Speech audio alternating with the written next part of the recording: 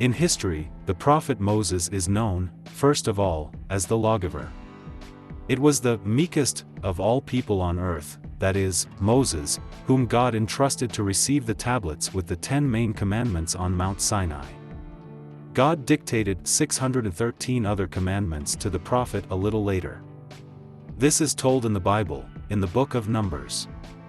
However, in the sacred history of the Old Testament, Moses is, of course, known as the legendary leader of Israel, who led the chosen people out of Egyptian slavery. Moses prepared for his historical mission for 40 years in the land of Midian. The prophet of God carried it out for 40 years. He walked through the Sinai desert with the chosen people, spiritually and physically nourishing them. In total, Moses lived 120 years. Moses would never have been able to leave Egypt without his miraculous artifact, a staff, or rod, or cane, with supernatural properties. At the owner's will, the staff could turn into a snake and back.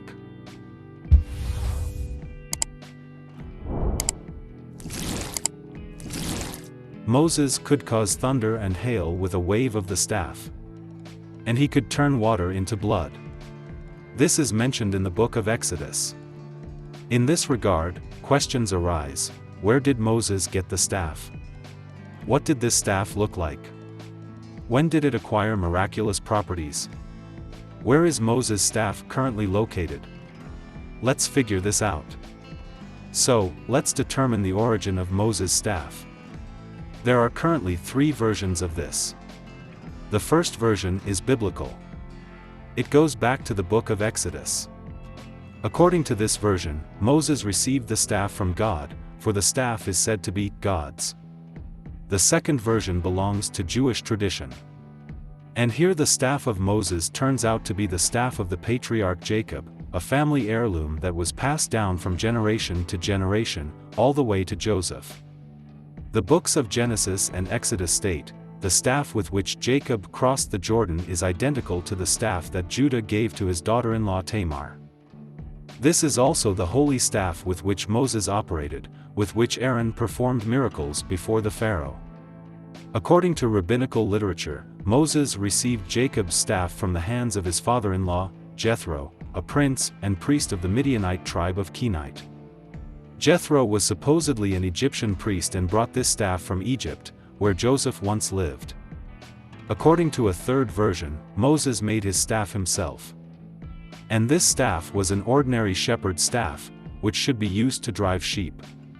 If you believe the Jewish tradition, then Moses' staff should have had an inscription on it consisting of the first letters of the names of the Jewish plagues.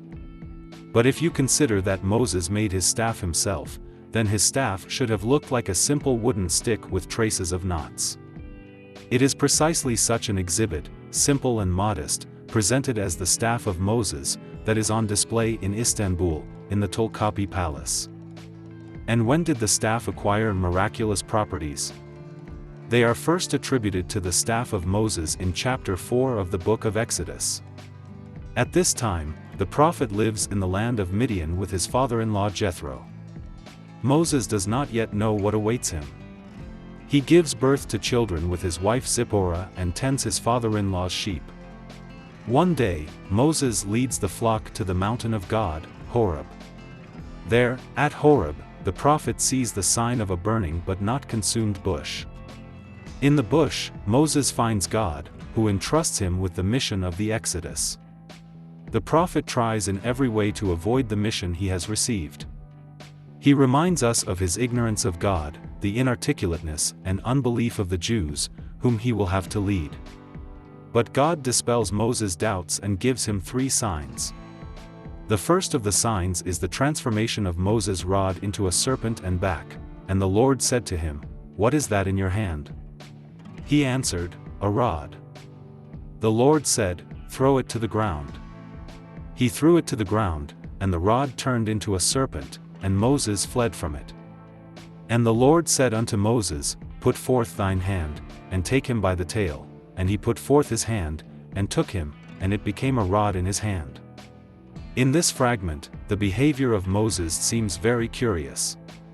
The prophet runs away from the serpent, clearly frightened by the reptile. By forcing him to take the serpent by the tail, God foreshadows before the prophet a picture of the near future. Moses will take the tail of Pharaoh, and he will not bite him, for he will be powerless.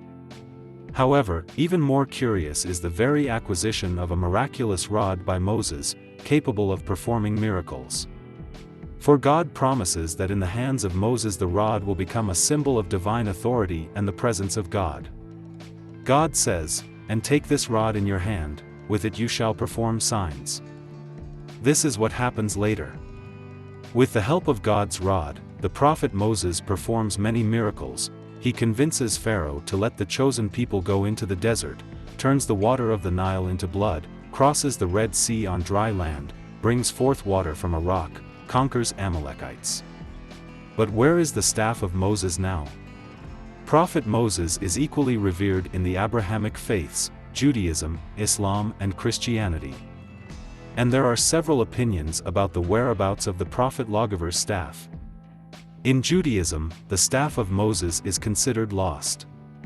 It was supposedly passed down from generation to generation, from Jacob to Moses, from one Jewish king to another, until the Babylonians destroyed the first temple. Then the staff was lost. In Islam, the staff of Moses was not lost. The artifact is supposedly in Istanbul, in the Topkapi Palace Museum. The Turks are absolutely sure, without any arguments, that they have the authentic staff of the prophet. In Christianity, the staff of Moses is also not considered lost. Catholic Christians are convinced that the staff kept in the treasury of the Sainte-Chapelle in Paris really belonged to the prophet Moses. There are several arguments in support of the authenticity of this staff. First, the testimony of the abbot of the Benedictine monastery of Tinguirar, who saw the staff of Moses in Constantinople in 1150. Second, the deed of sale of the French king Louis the Saint, who in the 13th century bought the staff of Moses from the Knights of the Crusaders who stormed Constantinople.